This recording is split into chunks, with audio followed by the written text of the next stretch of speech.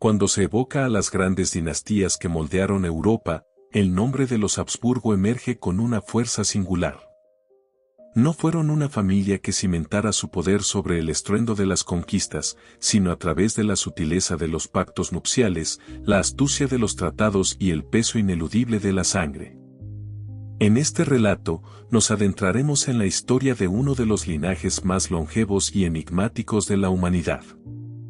Descubriremos cómo unas pocas alianzas estratégicas transformaron a un clan de las periferias montañosas en los soberanos de un imperio. Miraremos más allá de las fachadas de los palacios para encontrar a reyes agonizantes, a niños desdichados y a los silenciosos acuerdos dinásticos que quebrantaban destinos. Desvelaremos cómo los Habsburgo, en su obsesión por preservar la pureza de su linaje, terminaron por envenenarse a sí mismos. Y como un imperio que nació de la unión de lazos matrimoniales encontró su fin en los campos de batalla de la Primera Guerra Mundial. Amigos, antes de sumergirnos en esta fascinante historia, les invitamos a suscribirse al canal, donde les esperan muchos otros relatos apasionantes. Su apoyo es fundamental para nosotros. Gracias por acompañarnos. El origen, cuando la sangre lo decidía todo en el corazón de la Europa medieval, se erguía un modesto castillo de piedra. Sus muros, construidos con piedra caliza gris, y su torre, aunque no imponente, dominaban el paisaje circundante como un ojo vigilante que custodiaba las rutas entre las tierras germánicas y los pasos alpinos de Italia. Este bastión era conocido como el Castillo de Habsburgo, nombre derivado del arroyo cercano, el Abischbach. De esta fortaleza, la estirpe tomaría su identidad. Fue allí, en los albores del siglo XI, en un mundo donde cada palmo de tierra se defendía con la espada y el sello, y donde cada parentesco podía significar la salvación o la ruina, donde comenzó la saga de una de las dinastías más poderosas del continente. Las primeras crónicas que mencionan a los Habsburgo datan de mediados del siglo X, cuando un conde llamado Werner gobernaba en las tierras del actual cantón suizo de Argovia. Era un hombre de su tiempo, austero, calculador y profundamente leal a la tierra que alimentaba a su gente. A la sombra del castillo, creció un dominio pequeño pero sólido, rodeado por los feudos de otros señores menores. Era una era en la que el concepto de poder carecía de estabilidad. Las fronteras se redibujaban con cada generación, las líneas sucesorias se extinguían tras una cacería desafortunada o una breve contienda. Todo se decidía por la sangre derramada en combate y por la sangre transmitida por herencia.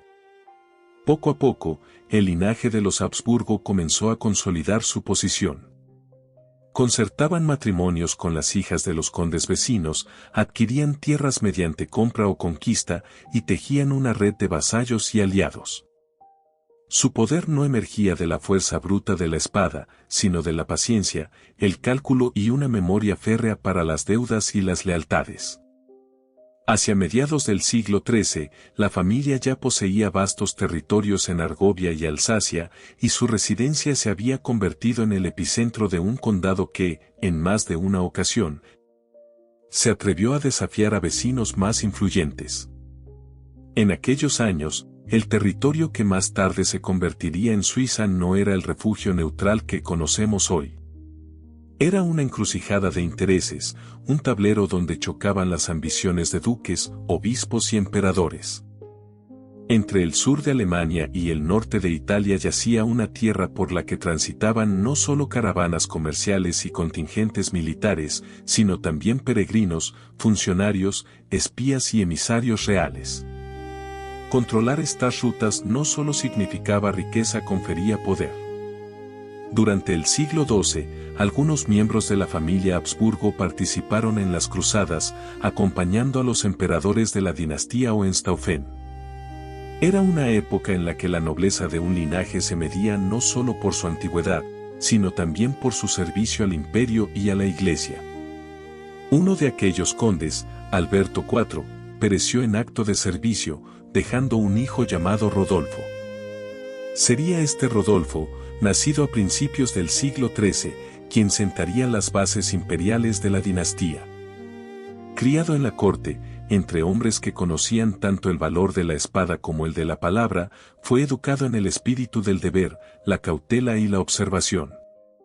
Aprendió que el poder podía conquistarse no solo con la fuerza, sino también con la paciencia de esperar a que los demás se debilitaran. Cuando en 1245 el Papa Inocencio IV excomulgó al emperador Federico II, se inauguró un largo periodo de anarquía conocido como el Gran Interregno. El antes formidable Sacro Imperio Romano Germánico se desintegró en decenas de principados, condados y obispados, cada uno jugando su propio juego. En medio de este caos, Rodolfo no se lanzó a la refriega. En su lugar, fortaleció sus dominios, forjó alianzas, erigió castillos, compró deudas y acumuló apoyos. Para mediados de siglo, las tierras de los Habsburgo se extendían desde el Alto Rin hasta las estribaciones de los Alpes. Controlaban aduanas, puentes y rutas cruciales. Ofrecían protección a los mercaderes a cambio de tributos, pero, sobre todo, gozaban de una reputación de autoridad y fiabilidad. En 1273, tras la muerte del emperador Ricardo de Cornualles, los príncipes electores del Sacro Imperio se enfrentaron a una difícil decisión: elegir un nuevo rey de romanos, el futuro emperador. Había muchos aspirantes, entre ellos el poderoso rey Otakar II de Bohemia, señor de ricas tierras en Bohemia, Moravia, Estiria, Carintia y Carniola. Su poder era inmenso, pero precisamente por ello generaba recelo entre los príncipes. Frente a esta amenaza, la elección recayó sobre Rodolfo de Habsburgo, un hombre de linaje menos ilustre y fortuna más modesta, pero respetado, moderado y, para muchos, una figura de consenso ideal. Su candidatura fue impulsada por el arzobispo de Maguncia, Werner von Epstein. Rodolfo tenía entonces 55 años, una edad en la que un hombre ya ha conocido la gloria y la pérdida, y comprende el verdadero peso de sus promesas.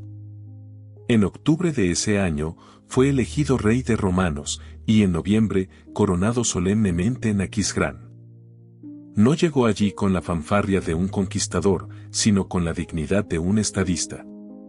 No como un vencedor, sino como un restaurador del imperio. En sus primeros discursos, prometió restablecer el orden, fortalecer el imperio de la ley y actuar en interés del conjunto del imperio, no de casas particulares. Su primera y más crucial tarea fue la confrontación con Otakar II, quien se negó a reconocer su título y a devolver las tierras imperiales que había ocupado durante el interregno. Tras largas y fallidas negociaciones, la guerra fue inevitable. En la batalla de Marchfeld, el ejército de Rodolfo aplastó a las fuerzas de Otakar. El propio rey bohemio cayó en combate, y sus tierras pasaron a control de la corona. De este modo, los Habsburgo obtuvieron por primera vez en posesión hereditaria los ducados de Austria, Estiria y Carintia, territorios que se convertirían en el núcleo de su futuro poder. Tras esta victoria, Rodolfo I de Habsburgo cedió estas tierras a su hijo Alberto, dando inicio a lo que más tarde se conocería como la rama austriaca de la dinastía. Murió en 1291, sin ver cómo sus descendientes volverían a ocupar el trono imperial. Pero el cimiento que él había colocado perduraría a través de los siglos. El imperio de los matrimonios, el poder sin la espada. Cuando Rodolfo de Habsburgo falleció a finales del siglo XIII, legó a sus descendientes no tanto un poder consolidado, sino una hoja de ruta: arraigarse en la tierra, ser leal a los aliados y actuar sin prisa, pero sin pausa. Su hijo, Alberto I, heredó las tierras austriacas y, a pesar de enormes dificultades, no solo logró conservarlas, sino que finalmente ascendió al trono germánico. Sin embargo, su reinado fue breve. En 1308, fue asesinado en una conspiración urdida por su propio sobrino, Juan de Suabia. Este regicidio demostró cuán precaria era todavía la posición de la dinastía. La espada de los Habsburgo era aún demasiado frágil para competir con la de los Luxemburgo o los Valois, los poderosos reyes de Francia y los ricos príncipes del Sacro Imperio. A partir de ese momento, la familia extrajo una lección fundamental: las victorias militares son efímeras, pero los lazos de parentesco son duraderos. Fue entonces cuando comenzó a gestarse la que se convertiría en la seña de identidad de los Habsburgo, una política sistemática, paciente y extraordinariamente calculadora de matrimonios dinásticos. Lo que no se podía tomar por la fuerza, se podía obtener mediante una unión legítima. Si no se podía vencer en el campo de batalla, se podía triunfar ante el altar. En el siglo XIV, los Habsburgo aún no eran considerados grandes soberanos. Pero ya en el siglo XV comenzaron a trazar el camino que los llevaría a la cima del poder europeo. Un papel crucial en este ascenso lo desempeñó el matrimonio del duque Ernesto el Férreo, de la línea austríaca, con Simburgia de Masovia, una princesa polaca descendiente del antiguo linaje de los Piastas. De esta unión nació un niño al que llamaron Federico. Y sería este Federico quien, en la nueva era, se convertiría en el primer Habsburgo en ser coronado con la corona imperial. Federico III ascendió al trono del Sacro Imperio Romano Germánico a mediados del siglo XV. Su carácter provocaba la burla de sus contemporáneos, era introvertido, lento en la toma de decisiones, poco dado al lujo y carente de elocuencia. Sin embargo, fue él quien sentó las bases del futuro imperio de los matrimonios. Demostró ser un político capaz de esperar más que nadie y de pensar con una generación de antelación. Su logro más trascendental fue la alianza con la Casa de Borgoña. Su hijo, el archiduque Maximiliano, fue prometido a María de Borgoña, hija de Carlos el Temerario, el último duque independiente de Borgoña. Carlos murió en la batalla de Nancy, dejando a María como única heredera de uno de los dominios más ricos y culturalmente avanzados de Europa, que incluía los Países Bajos, Flandes, Brabante, Luxemburgo y Artois. El rey Luis XI de Francia reclamó de inmediato la herencia borgoñona, pero María, anticipándose a la presión, se casó apresuradamente con Maximiliano, salvando así las tierras de su padre. El matrimonio fue un triunfo estratégico, aunque hubo que luchar por él. Francia no reconoció el traspaso de Borgoña a la casa austríaca, y se desató una larga guerra de la que Maximiliano salió finalmente victorioso. Su esposa murió prematuramente, pero de su unión nació un hijo, Felipe. Sería él, conocido más tarde como Felipe el Hermoso, quien conectaría a los Habsburgo con los Trastámara españoles. Felipe creció en la corte de Borgoña, donde fue instruido en la diplomacia, el latín, el arte de la caballería y el mecenazgo. Era inteligente, encantador y de notable atractivo físico, cualidades que se valoraban en las negociaciones matrimoniales tanto como la riqueza o los dominios. Fernando de Aragón e Isabel de Castilla lo eligieron como esposo para su hija, la infanta Juana. En el momento del enlace, Juana no era la primera en la línea de sucesión, pero una serie de trágicas muertes, las de su hermano, su hermana mayor y su sobrino, la convirtieron en la heredera de una España unificada. A nivel personal, el matrimonio entre Felipe y Juana fue un desastre. Felipe murió joven, a los 28 años, en 1506, en circunstancias que aún hoy se debaten, desde una fiebre hasta un posible envenenamiento. Juana, sumida en una profunda crisis emocional, se negó a aceptar la muerte de su esposo y conservó su cuerpo a su lado durante años, ajena a la realidad política.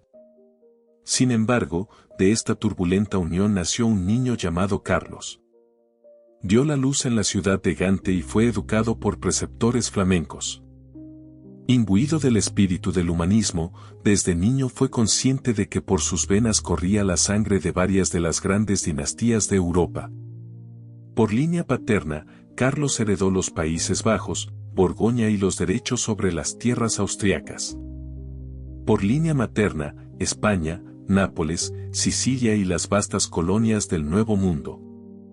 Se convertiría en Carlos V, el emperador en cuyos dominios, como decían sus contemporáneos, nunca se ponía el sol. Pero todo esto fue el resultado de una estrategia matrimonial iniciada mucho antes de su nacimiento. Los Habsburgo no ganaban sus batallas en los campos de guerra. Las ganaban en los escritorios, bajo el canto de los coros eclesiásticos, mientras se entrelazaban dinastías, se unificaban casas y se firmaban contratos nupciales. No conquistaban continentes, los ensamblaban. Así nació el verdadero imperio de los matrimonios.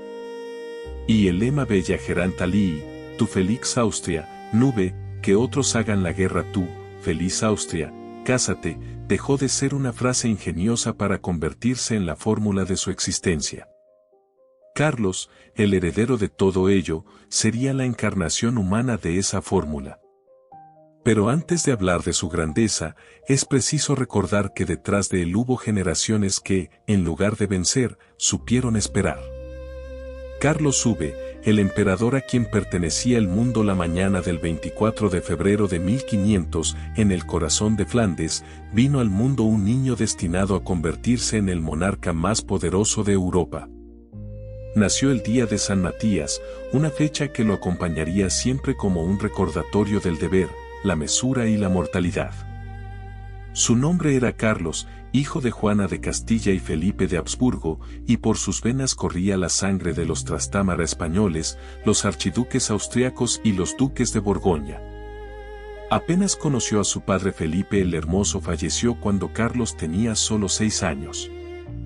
Su madre, sumida en la locura, fue apartada del poder y recluida en las estancias del palacio. Carlos quedó bajo la tutela de consejeros flamencos. Fue educado en la corte, rodeado de mercaderes, cortesanos, juristas, soldados, eclesiásticos y profesores de las universidades de los Países Bajos. Su preceptor espiritual fue Adriano de Utrecht, el futuro Papa Adriano V. Carlos se habituó tempranamente a la idea de que estaba llamado a gobernar. Con solo 15 años, fue declarado soberano de los Países Bajos borgoñones. Un año después, heredó la corona española, Castilla, Aragón, Sicilia, Nápoles y las vastas colonias de América. A los 19 años, tras la muerte de su abuelo Maximiliano, presentó su candidatura al trono del Sacro Imperio Romano Germánico. Su principal rival fue el rey Francisco I de Francia. Pero Carlos, con el apoyo de la poderosa casa financiera de los Fugger, logró asegurarse el respaldo de los príncipes electores. El 28 de junio de 1519, Carlos fue elegido rey de Romanos y, poco después, coronado emperador. En manos de un solo hombre se concentró el poder sobre España, los Países Bajos, el sur de Italia, Austria, las tierras germánicas y extensas colonias en América. Desde tiempos de Carlomagno, ningún gobernante había ostentado semejante magnitud de influencia. Sin embargo, junto con este poder, heredó un sinfín de problemas. Alemania se hallaba sumida en una profunda crisis religiosa. 4 años antes, el monje Martín Lutero había clavado sus 95 tesis en las puertas de la iglesia de Wittenberg, y la reforma ganaba terreno a pasos agigantados. En abril de 1521, Carlos presidió personalmente la Dieta de Worms, donde Lutero se negó a retractarse de sus ideas. Carlos promulgó un edicto que proscribía al reformador, pero aquello ya no detendría el movimiento. El protestantismo comenzaba a fracturar el imperio. Mientras tanto, en España, estalló la revuelta de los comuneros, nobles y ciudades descontentos con la ausencia de Carlos y con el poder de los funcionarios extranjeros. Fue sofocada, pero dejó una señal de alarma: el imperio era demasiado vasto para ser gobernado con los métodos tradicionales. Con Francia, Carlos libró una encarnizada lucha por el control de Italia. En febrero de 1525, en la batalla de Pavía, el ejército de Carlos aniquiló a las fuerzas francesas y el propio rey Francisco cayó prisionero. Sin embargo, ni siquiera esta victoria puso fin a la contienda. Poco después, Francia se alió con el Papa y los venecianos, y en mayo de 1527, los mercenarios de Carlos, sin recibir su paga, asaltaron Roma. Este saco de Roma conmocionó a Europa. La Santa Sede fue saqueada y el Papa Clemente VII, apresado. Carlos no había ordenado el asalto, pero su responsabilidad como monarca era innegable. Quedó consternado por lo sucedido y más tarde se esforzó por restablecer las relaciones con el papado, pero la sombra de aquel evento lo acompañaría toda su vida. En las colonias, la expansión española continuó. Durante su reinado, los imperios azteca e inca fueron sometidos. Se fundaron decenas de ciudades y virreinatos. Los caudales de plata de las minas llenaban las arcas, financiando las guerras en Europa. Pero, a la par, crecían las contradicciones internas, económicas, morales y espirituales. Hacia mediados del siglo XVI, Carlos vivía en un constante ir y venir. Recibía embajadores, firmaba decretos, participaba en disputas teológicas, se reunía con príncipes y redactaba cartas en alemán, francés, español y latín. Su cuerpo, sin embargo, le fallaba con creciente frecuencia. Sufría de gota, fatiga crónica y migrañas. En 1541, lideró una expedición personal contra los otomanos en Argel, una campaña que terminó en fracaso. 3 años después, firmó un compromiso religioso con los protestantes. En 1555, Carlos comprendió que ya no podía continuar. Cedió las coronas de España y los Países Bajos a su hijo Felipe, y un año después, abdicó del título imperial en favor de su hermano Fernando. Esto sucedió en Bruselas, en una sala con suelos de mosaico y altos ventanales. Carlos apenas podía mantenerse en pie, apoyándose en un bastón y en el hombro del duque de Alba, y se dirigió a la asamblea, afirmando que había dedicado toda su vida a cumplir con su deber, pero que había llegado el momento de retirarse. Después de esto, se retiró a un monasterio en el suroeste de España. Allí pasó sus últimos 2 años, acompañado por una pequeña corte, su biblioteca, un médico y un sirviente que cronometraba el ritmo uniforme de su día.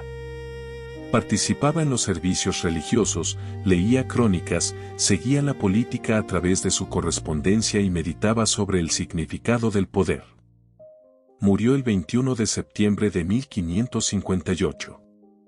La víspera, había ordenado un ensayo de su propio funeral, con cirios encendidos, exequias y un ataúd.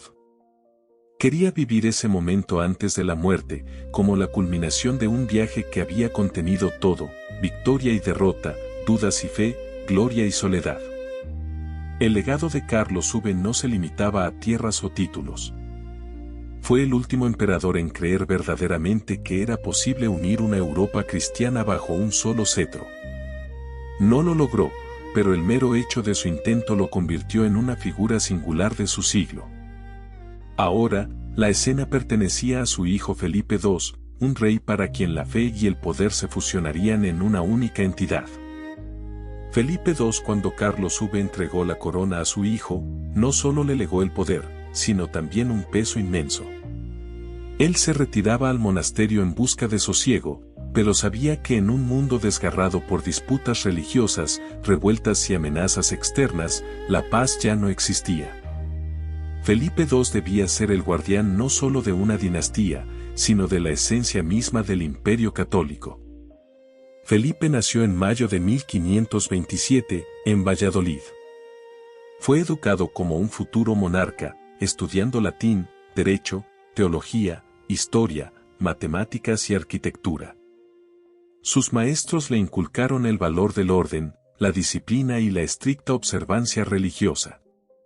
No obstante, el propio Carlos V mantuvo a su hijo en la sombra durante mucho tiempo, dando prioridad a su madre, Isabel de Portugal, y gestionando personalmente todos los asuntos cruciales. Cuando su padre abdicó, Felipe tenía 29 años. Ya había gobernado Italia, los Países Bajos y España como regente. Al heredar el Imperio Español, no reclamó la corona imperial del Sacro Imperio Romano Germánico, dejándola a su tío Fernando I. Así se produjo la división definitiva entre las ramas austriaca y española de la dinastía. A diferencia de su padre, Felipe prefería no viajar, pasó casi toda su vida en España. Su mundo era cerrado y concentrado. El centro de su gobierno se convirtió en el monasterio Palacio de El Escorial, situado al noroeste de Madrid, en la Sierra. Su construcción, iniciada en 1560, se prolongó durante más de 2 décadas. No era un simple edificio, sino una expresión arquitectónica de su poder, austeridad, simetría, granito, una sobria magnificencia y un epicentro religioso, todo en uno. Felipe trabajaba a diario. Se levantaba temprano, pasaba horas leyendo informes, respondía cartas, recibía embajadores y aprobaba órdenes. No le gustaba delegar y revisaba personalmente incluso los asuntos administrativos más nimios. Una de sus principales misiones era la defensa de la fe católica. La Inquisición, bajo Felipe, alcanzó una fuerza sin precedentes, actuando no solo en España, sino también en las colonias de ultramar. Sus tribunales, autos de fe, confiscaciones y ejecuciones por hoguera se convirtieron en una parte constante de la política religiosa. Él no se concebía solo como un monarca, sino como un defensor de la fe. Sin embargo, precisamente esta búsqueda de unidad a través de la coerción condujo a uno de los conflictos más prolongados y devastadores de su reinado, la Guerra de los 80 años en los Países Bajos. Ya a principios de los años 1560, las ideas protestantes se habían extendido entre los ciudadanos y la nobleza de las provincias del norte. En respuesta, Felipe intensificó la presión fiscal e impuso un rígido control religioso. En 1566 estallaron revueltas. Su supresión fue encomendada al duque de Alba, quien llegó con un ejército y plenos poderes como comisario extraordinario.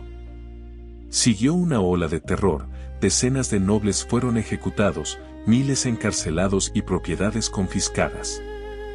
Esta política provocó una resistencia aún mayor, dando inicio a una larga y sangrienta lucha por la independencia que solo concluiría en el siglo XVII con el reconocimiento de las Provincias Unidas. La vida personal de Felipe también estuvo marcada por tragedias. Su hijo Carlos, nacido de su matrimonio con María de Portugal, padecía graves trastornos físicos y mentales. En su juventud, mostró crueldad, arrebatos de ira, suspicacia y una inclinación a la violencia. Circulaban rumores de que conspiraba contra su padre o planeaba escapar a los Países Bajos para liderar la rebelión. Felipe ordenó el arresto de su propio hijo. Don Carlos fue confinado en las estancias del Alcázar, donde murió 6 meses después.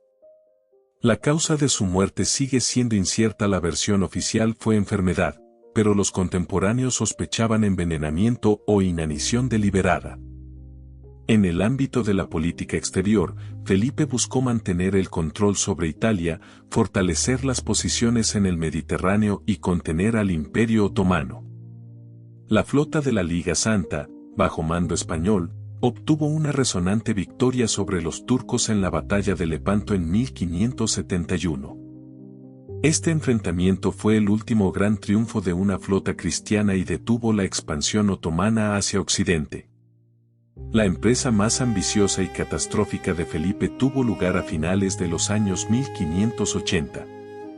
Envió contra Inglaterra la Armada Invencible, una flota de más de 130 barcos, con el objetivo de invadir y derrocar a la reina protestante Isabel I. Sin embargo, las condiciones meteorológicas adversas, la falta de coordinación y la actuación de la flota inglesa condujeron a la derrota. La Armada perdió más de la mitad de sus navíos, un evento que simbolizó el inicio del declive naval de España. Tras la Armada, Felipe ya no emprendió ofensivas de tal magnitud. Se centró en los asuntos internos, sumergiéndose cada vez más en papeles, informes y reflexiones religiosas. Aquejado de gota, apenas se levantaba de la cama, pero continuó gobernando el imperio desde sus aposentos en el Escorial. Murió el 13 de septiembre de 1598. Sus últimas horas transcurrieron en una agonía insoportable. Su cuerpo estaba afectado por una infección y su piel cubierta de úlceras. El dolor no cesó.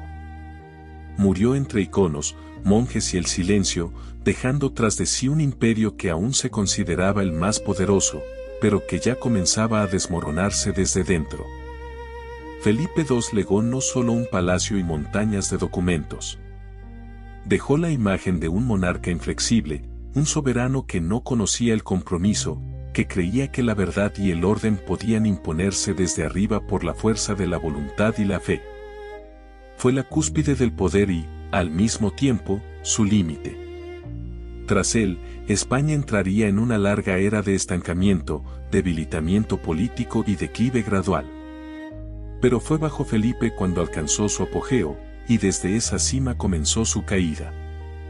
Sangre y herencia, el costo oculto del poder entre todas las grandes casas de Europa, fueron precisamente los Habsburgo quienes elevaron a norma lo que otras dinastías solo se permitían ocasionalmente: los matrimonios dentro de la propia familia. Se casaban deliberadamente con parientes, con primas, sobrinas y dobles primas, creyendo que de esta manera preservaban la pureza de la sangre y, por ende, la legitimidad de su poder. Para ellos, la unión no era cuestión de sentimientos o de cálculo político en el sentido usual, se convertía en una extensión del deber religioso y dinástico, un rito para salvaguardar la esencia misma del linaje. Esta práctica, que se inició en el siglo XV y fue llevada al extremo en la rama española de los Habsburgo, fue percibida durante siglos como una virtud, no como un peligro. Los matrimonios con parientes cercanos parecían una forma de fortalecer los lazos entre las ramas de la dinastía, prevenir la fragmentación de la herencia y mantener el poder dentro de su círculo. Pero lenta e inexorablemente, esta estrategia comenzó a convertirse en una tragedia. En el siglo XVII, la endogamia genética de la dinastía alcanzó su límite. Los árboles genealógicos de los Habsburgo españoles se transformaron en círculos, donde los mismos nombres se repetían una y otra vez. Según datos modernos, el grado de consanguinidad en los genes de los miembros de la línea española era tan elevado que, en términos biológicos, sus descendientes se asemejaban a los hijos de un hermano y una hermana. La encarnación más terrible de este error fue Carlos II, nacido en 1661, un niño en quien convergían las líneas de múltiples generaciones de la dinastía. Su padre, el rey Felipe IV, y su madre, Mariana de Austria, eran tío y sobrina. Sus propios padres también eran primos. Desde su nacimiento, la salud de Carlos fue extremadamente frágil. Sufría de convulsiones frecuentes, fatiga crónica, trastornos digestivos y problemas psíquicos. Su desarrollo era lento, comenzó a hablar recién a los 8 años y a leer a los 10. Incluso de adulto, no podía participar en el gobierno sin ayuda externa. Toda su vida transcurrió bajo la supervisión de decenas de nodrizas, médicos, confesores y funcionarios de la corte. Su rostro, desde la primera infancia, impresionaba a los contemporáneos: un mentón excesivamente alargado, una mordida débil, dificultad para hablar, una dicción casi ininteligible y deformación craneal.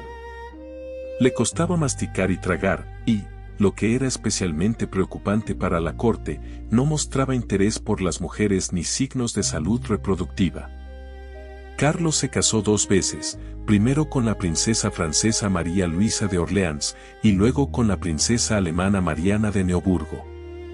Ambos matrimonios resultaron estériles.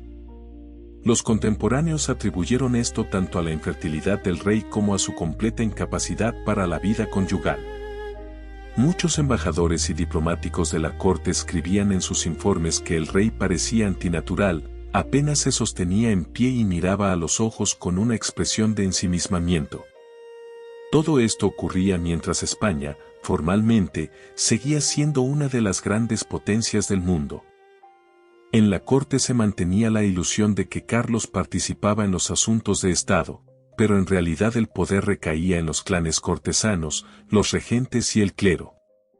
El país se hundía en una crisis, aumentaban las dificultades económicas, las arcas reales se vaciaban, la influencia de Francia crecía y la amenaza de desintegración del imperio se hacía palpable. Carlos falleció a los 38 años, en 1700. Su muerte marcó el fin de la rama española de los Habsburgo y fue la causa directa de la Guerra de Sucesión Española, que asoló toda Europa. Sin embargo, muchos historiadores consideran que la verdadera derrota se produjo mucho antes, en el momento en que la dinastía decidió preservar el poder a cualquier precio, incluso al de destruir su propio genoma. Ya en el siglo XVI, surgió la expresión mandíbula de Habsburgo, una característica deformación de la mandíbula inferior, acompañada de un mentón prominente y problemas de oclusión. Este fenotipo se manifestaba en los miembros de la dinastía con creciente frecuencia, de generación en generación. No era solo un defecto estético, sino el síntoma de un problema mucho más profundo, la degradación causada por matrimonios consanguíneos repetidos. El análisis de la genealogía de la rama española revela que, durante un siglo y medio, casi todos los matrimonios se concertaron entre parientes cercanos. Felipe II se casó con su sobrina Ana de Austria. Su hijo, Felipe III, tomó por esposa a su prima Margarita, y el hijo de este, Felipe IV, se casó primero con una princesa francesa y luego con su propia sobrina, de quien nació Carlos II. La Iglesia solo permitía tales matrimonios con una dispensa papal especial. Pero para los Habsburgo, esto nunca fue un problema. Su influencia en el Vaticano era tan grande que tales permisos se concedían prácticamente de forma automática. Algunos teólogos ya entonces advirtieron sobre las consecuencias, pero sus voces fueron ahogadas por los intereses del poder. Tras la muerte de Carlos II, el trono español fue heredado por Felipe de Anjou, nieto del rey francés Luis XIV, quien se convirtió en Felipe V. Pertenecía a la dinastía Borbón, y esto marcó el fin de los Habsburgo en España. Se inició la Guerra de Sucesión Española, pero lo más importante es que concluyó una era dinástica en la que los matrimonios se convirtieron en un instrumento no de cohesión, sino de desintegración. La rama austríaca aprendió la lección. A partir del siglo XVIII, la dinastía comenzó a concertar alianzas con representantes de un círculo más amplio de la nobleza europea. El grado de endogamia disminuyó gradualmente, y con ello, también se redujo la incidencia de enfermedades hereditarias. El tema de las consecuencias genéticas de los matrimonios endogámicos dentro de una dinastía permaneció cerrado durante mucho tiempo. Incluso en el siglo XX, los historiadores rara vez lo abordaban directamente. Investigaciones modernas en genealogía, medicina y demografía permiten afirmar con certeza que la obsesión dinástica por la pureza de la sangre fue una de las causas del colapso político y biológico de toda una rama de un gran linaje. Carlos II quedó en la historia no solo como el último Habsburgo español, sino como el símbolo del límite más allá del cual el poder, concentrado en una sola familia, pierde su propósito. Su rostro en los retratos nos recuerda que entre la grandeza y la fragilidad no siempre hay una línea trazada por la espada. A veces, la dibuja la sangre. La rama austríaca, la lucha por el centro de Europa tras la división de la dinastía en las líneas española y austríaca a mediados del siglo XVI. Fue Austria la que conservó la corona imperial del Sacro Imperio Romano Germánico y se convirtió en el bastión del poder católico en Europa Central. A diferencia de la España de ultramar, cuyo poder se extendía hasta América, la rama austríaca permaneció profundamente arraigada en el viejo continente. El centro de este mundo era Viena, rodeada no solo de montañas, sino también de peligros que acechaban, ya fuera desde el este o desde dentro. Cuando el emperador Carlos V abdicó, su hermano Fernando se convirtió en el primer representante de la rama austríaca en el trono imperial. Heredó Austria, Bohemia, Carintia, Estiria y la corona húngara. Pero no toda Hungría, gran parte de ella se encontraba bajo control otomano tras la catástrofe de Moax, ocurrida en agosto de 1526. En aquel entonces, las tropas del sultán Solimán el Magnífico aniquilaron al ejército húngaro, y el propio rey Luis II pereció ahogado durante la retirada. Fernando se encontró ante la necesidad no solo de conservar lo que quedaba, sino también de defender la Europa cristiana de la expansión otomana. En septiembre de 1529, los turcos se acercaron a Viena. El asedio duró más de 2 semanas. A pesar de su superioridad numérica, los otomanos no lograron romper las fortificaciones. El frío, las enfermedades y la escasez de provisiones los obligaron a retirarse. Fue la primera prueba seria de la fortaleza del nuevo centro de poder, y la ciudad la superó. La situación interna del imperio seguía siendo tensa. El protestantismo continuaba extendiéndose. Príncipes, ciudades, universidades y un número creciente de súbditos se convertían al luteranismo o al calvinismo. El emperador Fernando intentó encontrar un compromiso y promulgó edictos de tolerancia religiosa, pero la tensión no disminuyó. El siguiente gobernante, Rodolfo II, quien ascendió al trono en 1576, trasladó su residencia a Praga y se dedicó al mecenazgo, las ciencias y el ocultismo. Reunió en su corte a los mejores astrónomos, alquimistas y artistas. Sin embargo, en política, Rodolfo era débil. Su indecisión y suspicacia le hicieron perder autoridad. Hacia el final de su vida, el imperio estaba fragmentado y sumido en conflictos internos. En mayo de 1618, en Praga, ocurrió un evento que marcó el inicio de un nuevo conflicto. Representantes de la nobleza protestante arrojaron por una ventana del castillo de Praga a 2 lugartenientes imperiales. Este episodio, conocido en la historia como la Segunda Defenestración de Praga, fue el detonante de la Guerra de los 30 años, uno de los conflictos más devastadores de la historia europea. Fernando II, un católico devoto educado por jesuitas, ascendió al trono con la misión de restaurar la unidad de la fe en el imperio. Comenzó reprimiendo las revueltas en Bohemia, continuó expulsando a los protestantes de sus cargos y luego confiscando sus tierras. Contra él se alzaron los principados protestantes, Suecia, Francia, Dinamarca y los Países Bajos. La guerra se prolongó. Los ejércitos mercenarios saqueaban, las ciudades ardían, los pueblos quedaban desiertos y las epidemias se extendían tras las partidas de forajidos. La población de las tierras germánicas se redujo en más de 1/3 en 3 décadas. Uno de los episodios más trágicos fue la masacre de Magdeburgo en mayo de 1631. El ejército imperial, bajo el mando del conde Tilly, tomó la ciudad tras un largo asedio y la entregó al fuego y a la espada, pereciendo decenas de miles de personas. El general Albrecht von Wallenstein, un talentoso e independiente comandante que había reunido un vasto ejército gracias a contratos militares y capital privado, logró al principio éxitos impresionantes. Pero su creciente influencia comenzó a generar recelos. En febrero de 1634, por orden del emperador, fue asesinado por sus propios oficiales. La guerra terminó en octubre de 1648 con la firma de la Paz de Westfalia.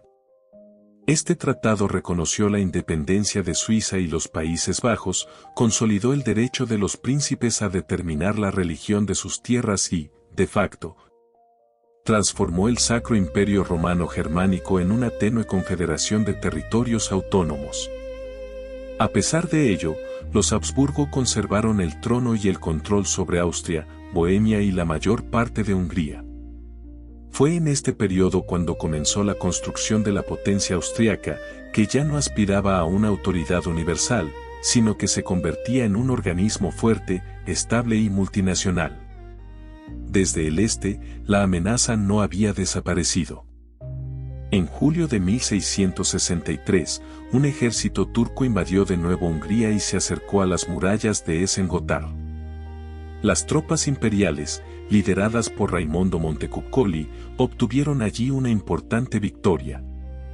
Pero la prueba definitiva llegó a finales de siglo. Un enorme ejército del Imperio Otomano asedió Viena.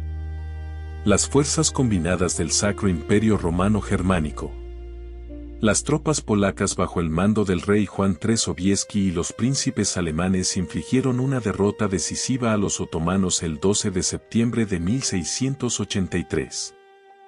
Esta batalla marcó un punto de inflexión. Turquía comenzó a perder el control sobre los territorios húngaros, y Austria se expandió. Los Habsburgo habían vuelto a salvar Europa. Soportaron la carga de la defensa, recaudaron impuestos, forjaron alianzas, fortalecieron fortalezas y colonizaron tierras devastadas. La guerra trajo sufrimiento, pero fue en ella donde se forjó una nueva comprensión del imperio como una estructura diseñada no para unir a todos en la fe, sino para mantener la paz en la diversidad. María Teresa y José II. Cuando en octubre de 1740 el emperador Carlos V falleció, la dinastía Habsburgo se encontró al borde de la extinción.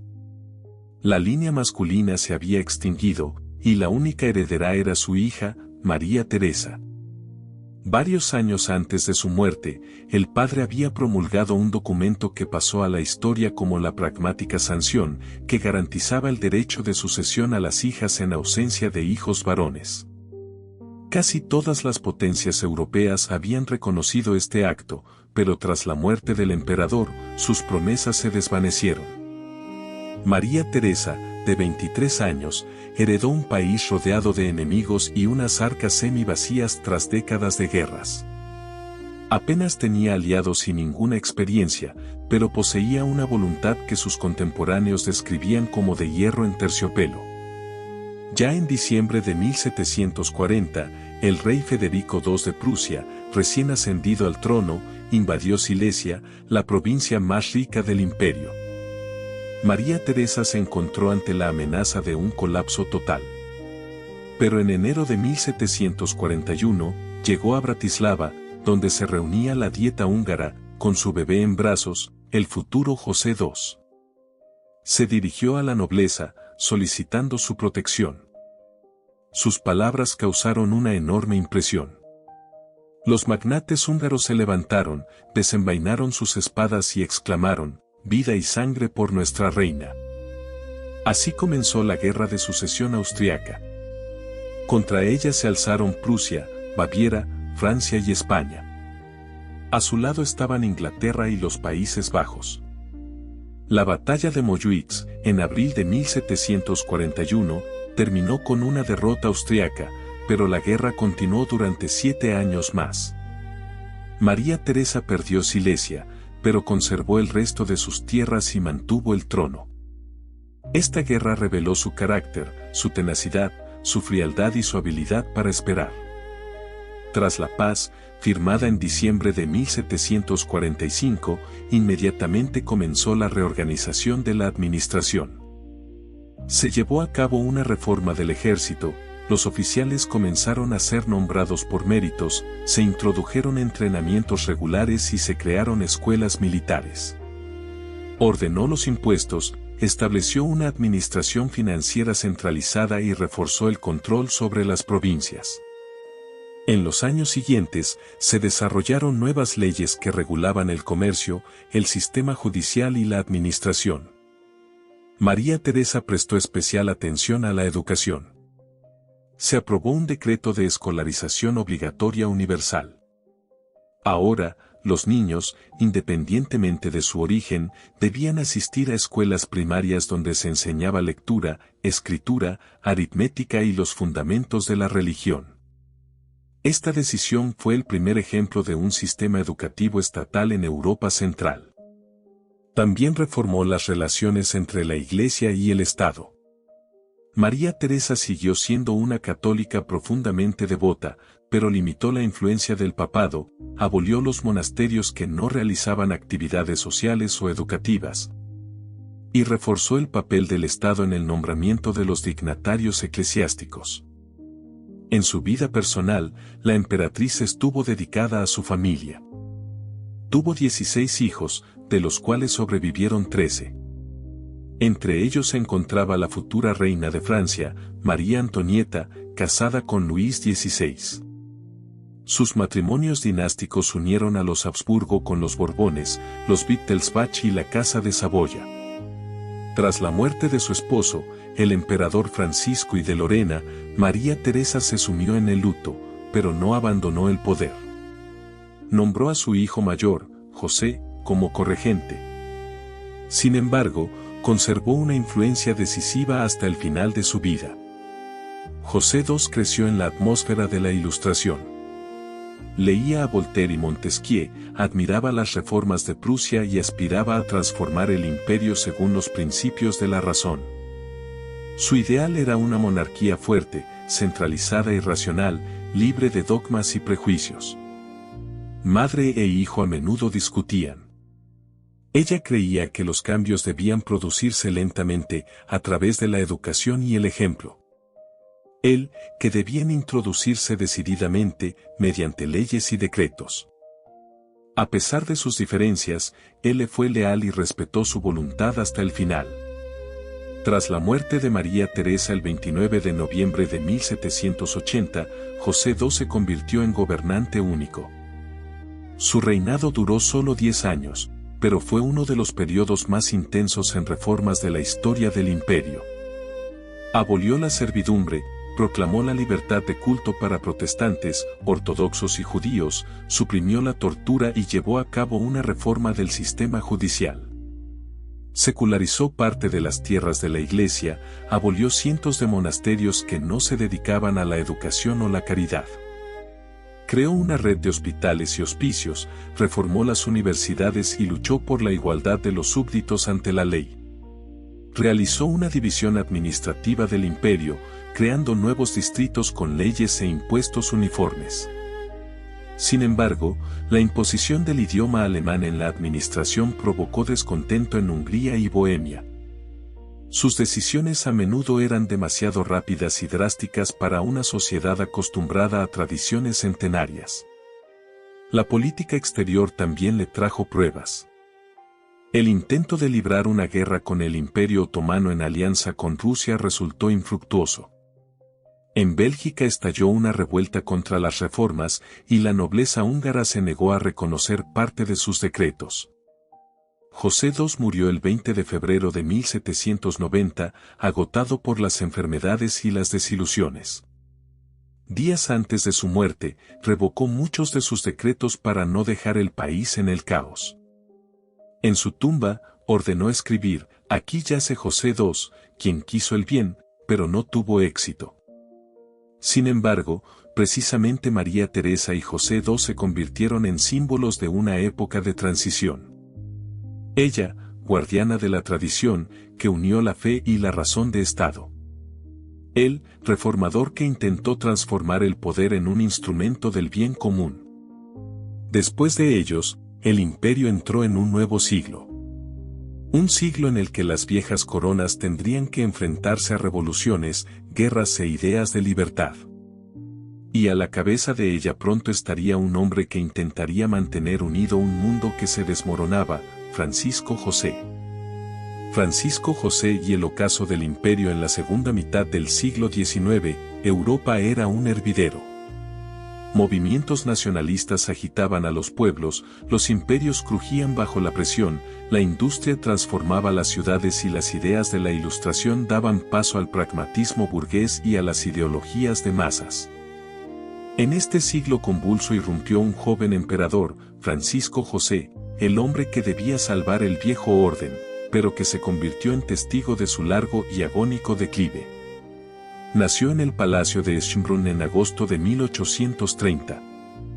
Su madre, Sofía de Baviera, era una mujer de voluntad férrea y estricta, que educó a su hijo como un futuro gobernante, rodeándolo de disciplina, ritual católico y un profundo sentido del deber.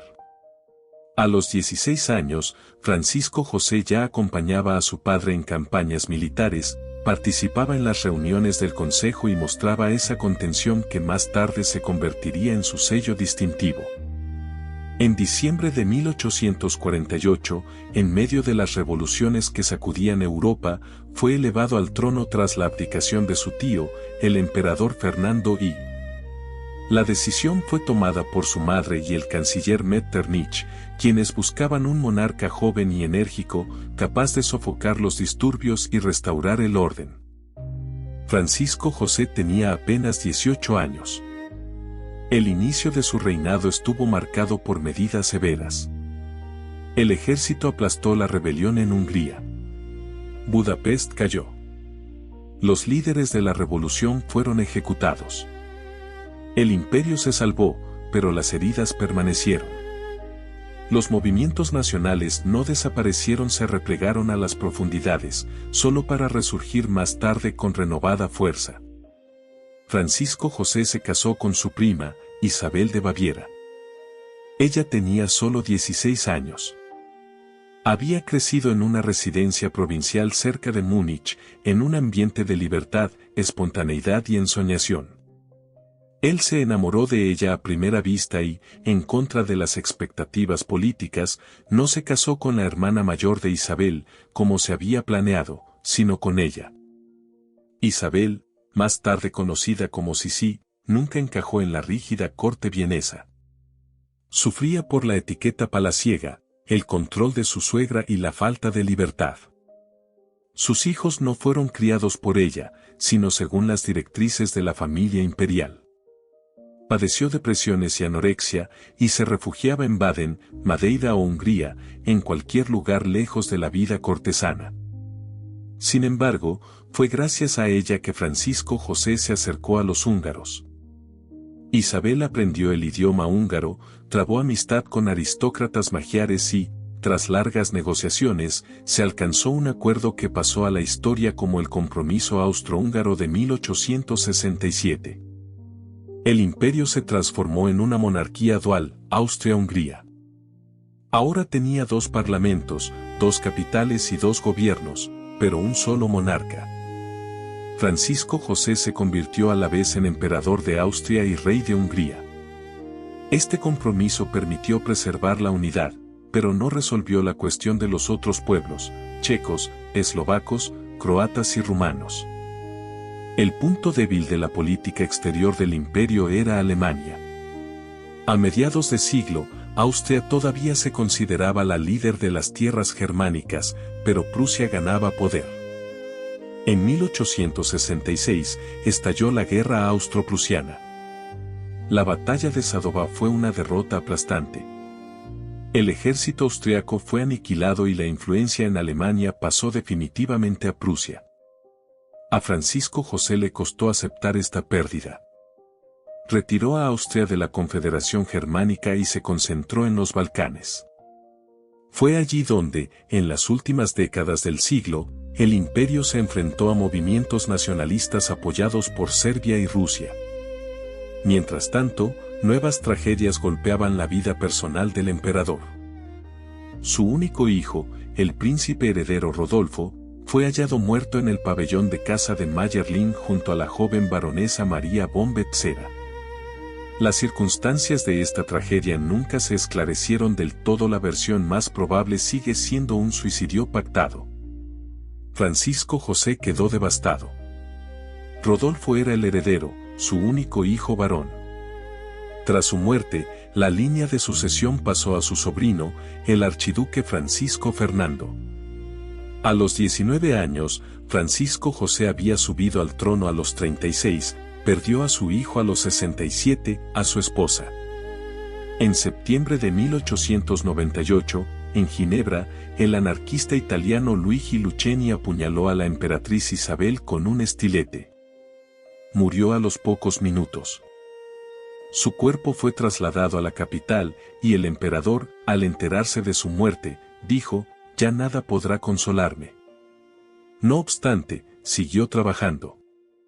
Cada día, como siempre, leía personalmente los informes, firmaba decretos y supervisaba las cuentas. El imperio entró en el siglo XX debilitado.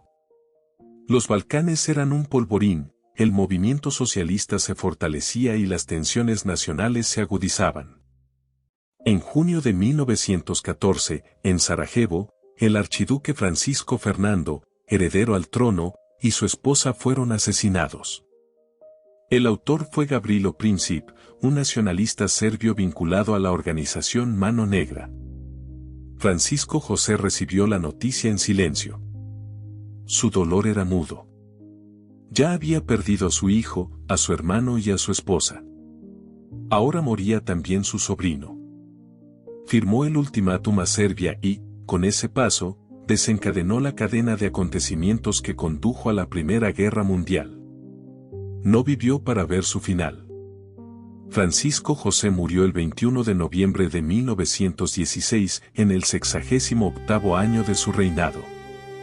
Se convirtió en uno de los monarcas más longevos de la historia europea. Fue enterrado junto a Isabel y Rodolfo. Con su muerte, terminó una era.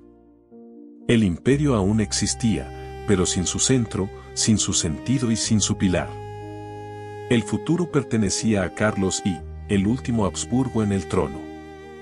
El último emperador, Carlos I, la memoria de una grandeza pasada. Cuando el emperador Francisco José falleció, el trono pasó a su sobrino nieto, Carlos Francisco José, de 29 años. Hasta ese momento, el nombre de Carlos rara vez se mencionaba en las conversaciones sobre el poder. Había sido criado lejos de la corte vienesa, en una atmósfera de rigor religioso y moderación. Su padre, el archiduque Otón Francisco, había muerto a temprana edad, y Carlos recibió su educación bajo la supervisión de su madre, María Josefa de Sajonia, una mujer profundamente creyente, conservadora y alejada de las intrigas políticas.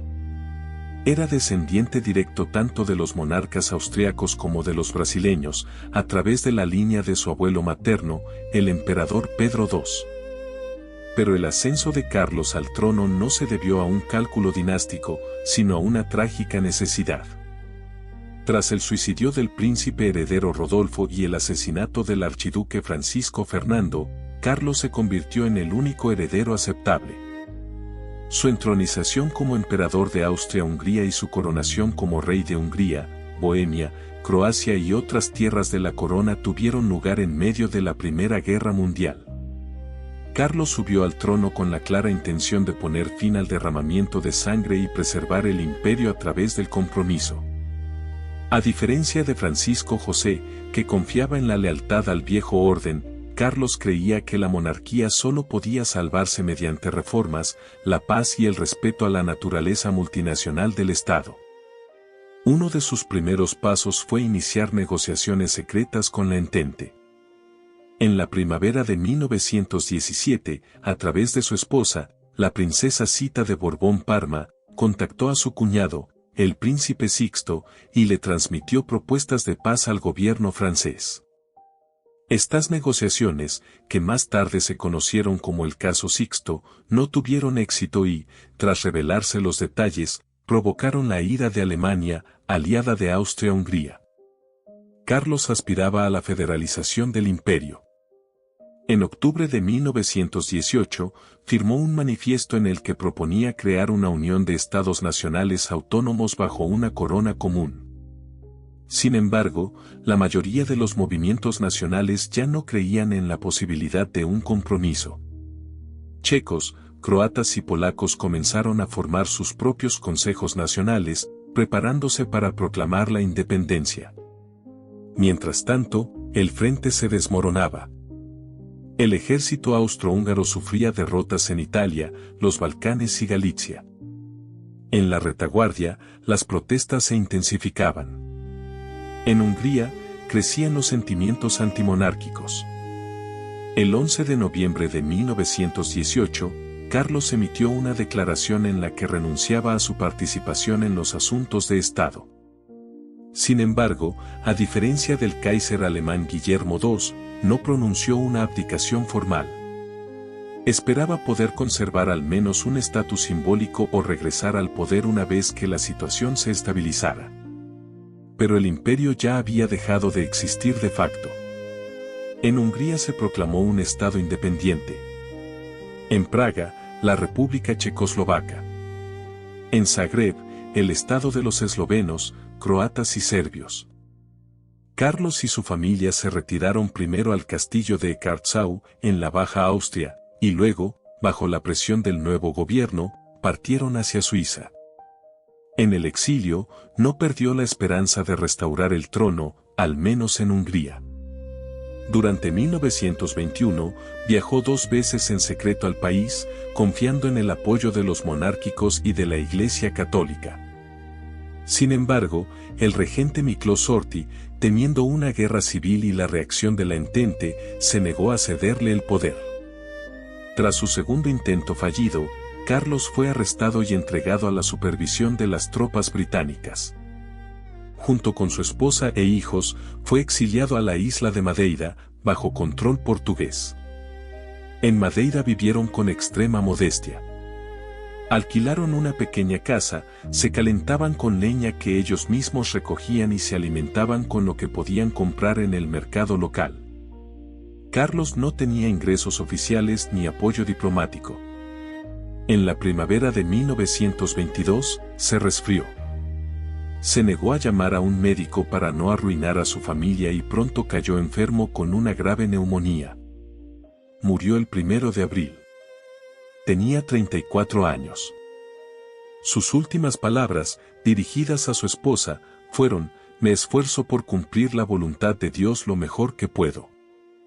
Sita quedó viuda con 8 hijos. Durante el resto de sus largos años, vistió de luto, se negó a reconocer la caída de la monarquía y se refirió a sí misma como emperatriz. Su hijo mayor, Otón de Habsburgo, se convirtió en un conocido político y pensador, uno de los impulsores de la integración europea y diputado del Parlamento Europeo por Alemania. No buscó la restauración de la dinastía, pero defendió los valores que, en su opinión, los Habsburgo encarnaban: el humanismo cristiano, la unidad de Europa y el respeto a la diversidad cultural. En 2004, más de 80 años después de su muerte, Carlos fue beatificado por el Papa Juan Pablo II. La Iglesia lo reconoció como beato, destacando su anhelo de paz y su fidelidad a los principios cristianos en el momento más difícil de su vida. Con su muerte, no solo concluyó la historia de una dinastía, sino toda una era de la monarquía europea. El Estado nacido en los Alpes y construido sobre matrimonios, alianzas y tradiciones dinásticas desapareció. Los Habsburgo se fueron, pero su mundo continuó existiendo como el sustrato cultural de Europa Central. El legado, Europa, creada por matrimonios y guerras cuando Carlos murió, no solo finalizó la historia de un imperio, sino una época milenaria que había comenzado en las montañas de Suiza, donde se erguía el modesto castillo de Habsburgo. A lo largo de esos siglos, la dinastía sobrevivió a alianzas feudales, cruzadas, guerras de religión, la Ilustración y la Revolución Industrial. Pero su huella no desapareció con la corona. Permaneció en la estructura misma de Europa. Los Habsburgo crearon no solo un mapa territorial, sino también un mapa cultural del continente. No gobernaron como conquistadores, sino como arquitectos de conexiones. Su imperio no se sostenía por la fuerza, sino por matrimonios, alianzas, tratados, compromisos y la creencia de que la estabilidad era más importante que el impulso. Desde los valles de los Alpes hasta las orillas del Danubio, de Praga a Milán, del Lviv a Dubrovnik, en todo el espacio donde resonó su poder, dejaron un sistema en el que se podía vivir, hablar, litigar, aprender y comerciar, sin dejar de ser diferentes. En el momento de su disolución, Austria-Hungría unía a más de 10 pueblos y a más de 50 millones de personas. Se hablaba alemán, húngaro, checo, polaco y muchos otros idiomas. En las universidades se enseñaba en varias lenguas. En los tribunales y las escuelas se utilizaban dialectos locales. Era un sistema complejo y conflictivo, pero fue precisamente esta experiencia de Estado multilingüe la que más tarde sirvió de base para los sistemas federativos modernos. El Código Civil, adoptado bajo el emperador Francisco II a principios del siglo XIX, siguió siendo un modelo de precisión jurídica y se aplicó incluso después de la desintegración del imperio. Sus normas sentaron las bases de la legislación de Checoslovaquia, Hungría, Polonia, Croacia y, en parte, de Italia. Las universidades, fundadas o apoyadas por los Habsburgo, se convirtieron en centros de educación y ciencia para toda Europa Central. Muchas ideas nacidas en el imperio resultaron ser precursoras del futuro. A mediados del siglo XIX, el imperio intentó por primera vez combinar autonomía y unidad en el marco de una monarquía dual, otorgando a Hungría su propio gobierno y parlamento. Este principio de reparto de poderes, con todas sus imperfecciones, se convirtió más tarde en un modelo para muchas uniones políticas contemporáneas. La economía del imperio, basada en una red de ferrocarriles y bancos, fue el primer sistema de comercio regional en Europa Central. Budapest, Praga, Lviv y Cracovia estaban conectadas por rutas de suministro de grano, carbón, vino y productos industriales. Fue esta integración la que permitió a la región superar varias crisis del siglo XIX y se convirtió en un prototipo para la futura cooperación económica dentro de la Unión Europea. Los Habsburgo crearon una forma particular de cultura imperial en la que se fusionaban la rigurosidad alemana, la exquisitez italiana, la poética eslava y la energía húngara. Bajo su patrocinio florecieron la arquitectura, la música y la literatura. La época de Francisco José regaló al mundo el modernismo vienés, la música de Johann Strauss y las operetas de Franz Lear. Fue entonces cuando Viena se convirtió en un centro del arte y la psicología, donde crearon Freud, Kafka y Schnitzler. Tras la disolución del imperio, las fronteras de Europa Central se redibujaron. En su lugar surgieron 8 nuevos estados. Pero las antiguas divisiones administrativas, carreteras, puentes, líneas ferroviarias y universidades siguieron funcionando. Incluso donde la política intentó borrar la memoria del pasado, persistió la costumbre de vivir en un sistema multinacional, legal y burocráticamente ordenado. Su legado político se manifestó no solo en las formas de gobierno, sino también en las ideas. Paradójicamente, el imperio, considerado un símbolo del viejo orden, se convirtió en la cuna de la futura Europa. La tolerancia pragmática, el compromiso, el respeto por la ley, la idea de unidad en la diversidad, todo esto nació entre sus muros. En el siglo XX, estos principios sentaron las bases de las instituciones europeas, el Consejo de Europa, la Unión Europea y el Acuerdo de Schengen. Cuando miramos el mapa de Europa, vemos no solo fronteras, sino también líneas invisibles trazadas en tiempos de los Habsburgo, caminos que conectan ciudades, puentes entre culturas, puntos de encuentro de destinos. Estas líneas, como viejas venas en el mapa de la Tierra, todavía llevan en sí el aliento de aquel imperio que supo construir no solo muros, sino también conexiones. En esto reside el verdadero legado de los Habsburgo, en la capacidad de transformar el poder en orden, las diferencias en acuerdo y la memoria en el fundamento del futuro.